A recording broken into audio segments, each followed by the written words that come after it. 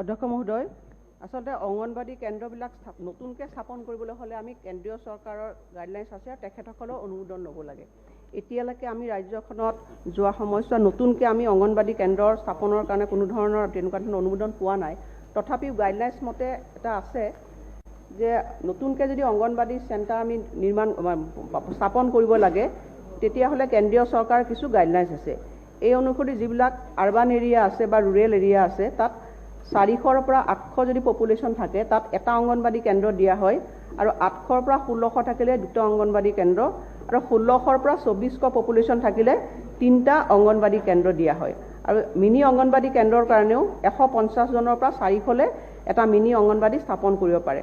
আৰু যিবিলাক এৰিয়াত ট্ৰাইবেল মানুহসকল বসবাস কৰে বা ৰিভাৰাইন এৰিয়া হিলি এৰিয়া এইবিলাকত 300ৰ পৰা 800 জনসংখ্যাৰ ভিতৰত এটা অঙ্গনবাদী কেন্দ্ৰ স্থাপন কৰা হয় আৰু মিনি অঙ্গনবাদী স্থাপন কৰিবৰ কাৰণে 150 জনৰ পৰা 300 পপুলেশ্যন।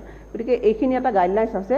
যদি মাননীয় বিধায়ক ডাঙৰীয়া সমষ্টিত তেখেতে তেনেকুৱা ধৰণৰ প্ৰয়োজনীয়তা আছে বুলি ভাবে তেতিয়াহ'লে আমাৰ যিসকল CDPO বিলাক আছে তেখেতসকলে প্ৰস্তাৱ প্ৰেৰণ কৰিব লাগে আমাৰ ডাইৰেক্টৰ অফিচলৈ। তেখেতসকলে যদি প্ৰস্তাৱ প্ৰেৰণ কৰে আমি সেই প্ৰস্তাৱ মৰ্মে আমি কেন্দ্ৰীয় চৰকাৰলৈ আমি প্ৰেৰণ কৰিম। ধন্যবাদ। সেকেন্ড সাপ্লিমেন্টাৰি আছে। অধ্যক্ষ মহোদয়, আমাৰ আসলে সমাজ কল্যাণ বিভাগৰ যিবিলাক জিলা অফিচ আছে অধ্যক্ষ মহোদয় সেই জিলা অফিচবিলাকে বহুতো ভাড়াঘৰত আছে। সেইকাৰণে এইবাৰ আমি কি কৰিছোঁ বাজেটত আমি 5 কোটি টকা ধাৰ্য কৰিছোঁ জিলা অফিচবিলাক বনাবৰ কাৰণে। আমি ডেপুটি কমিশনাৰবিলাকক ইতিমধ্যে নিৰ্দেশ দিছোঁ।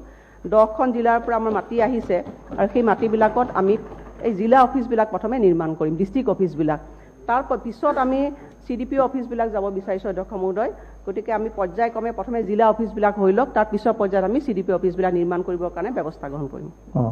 অধ্যক্ষ মহোদয় কৈছোঁৱে এইবাৰ আমি জিলা অফিচবিলাক আমি কৰিম, তাৰ পিছৰ পৰ্যায়ত আমি CDPO অফিচবিলাক কৰিম। গতিকে আপুনি যদি প্ৰস্তাৱটো পঠায় প্ৰথমে প্ৰস্তাৱ পঠাওক, আমি পিছৰ পৰ্যায়ত ছেকেণ্ড ফেজত আমি সেইটো আমি ল'বলৈ চেষ্টা কৰিম। অধ্যক্ষ মহোদয়, ইতিমধ্যে আমি মাননীয় বহুতো বিধায়কে এই কথাখিনি মোক অৱগত কৰিছে।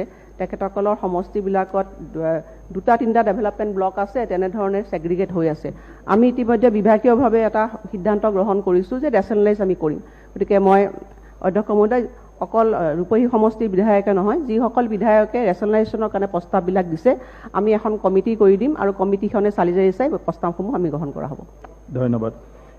অধ্যক্ষ মহোদয়, আমি আমাৰ যিখিনি অঙ্গনবাদী কেন্দ্ৰত অঙ্গনবাদী কৰ্মী আৰু সহায়িকাৰ ভেকেঞ্চি পজিশ্যন আছে আমি প্ৰত্যেকটো ডিষ্ট্ৰিক্ট অফিচাৰলৈ ইতিমধ্যে আমি চিঠি দিছোঁ যে অতি সোনকালে তেওঁলোকে এই খালী পদখিনি পূৰণ কৰিব লাগে। কিছুমান ডিষ্ট্ৰিক্টে ইতিমধ্যে খালী পদ পূৰণ কৰিছে আৰু কিছুমানে হয়তো তাত প্ৰচেছটো গ্ৰহণ কৰিছে। গতিকে মই বিধায়ক ডাঙৰীয়া যিখিনি কৈছে তেওঁৰ সমষ্টিৰ অন্তৰ্গত কিমানটা ভেকেঞ্চি পজিশ্যন আছে আমি বিষয়াসকলক নিৰ্দেশ দিম যে অতি সোনকালে যাতে তেখেতসকলৰ খালী পদবিলাক পূৰণ কৰে। অধ্যক্ষ মহোদয়, ইতিমধ্যে আমি সকলো প্ৰকল্প বিষয়ালৈ চিঠি দিছোঁ বিভাগৰ ফালৰ পৰা যে তেওঁলোকৰ অন্তৰ্গত যিবিলাক খালী পোষ্ট আছে অতি সোনকালে তেওঁলোকে খালী পদবিলাক পূৰণ কৰিব লাগে। আচলতে মই বিধানসভা বিধায়কসকলক কিমান কথাখিনি ইমপ্ৰেছ কৰিব পাৰিছোঁ মই নাজানো অধ্যক্ষ মহোদয়। মোৰ কথাটো হৈছে যে আমাৰ অসমত যিখিনি আমাৰ খালী অঙ্গনবাদী কেন্দ্ৰবিলাক নিৰ্মাণ হোৱা নাই। আমি প্ৰথম যেতিয়া আমাৰ বৈঠকখন বহিছিল তেতিয়াই সিদ্ধান্ত লৈছিলোঁ যে অসমত অঙ্গনবাদী কেন্দ্ৰবিলাকৰ অৱস্থা ইমান বেয়া যে নতুনকৈ নিৰ্মাণ কৰিব লাগে।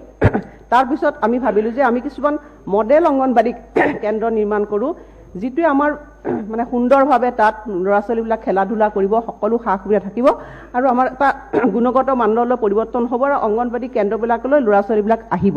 আৰু সেই সিদ্ধান্ত গ্ৰহণ কৰি প্ৰথম পৰ্যায়ত আমি 1000টা ল'লোঁ, পিছৰ পৰ্যায়ত আমি 2000টো ল'লোঁ।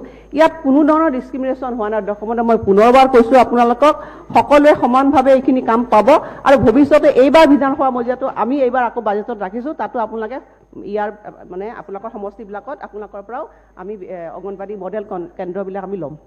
Question number 126।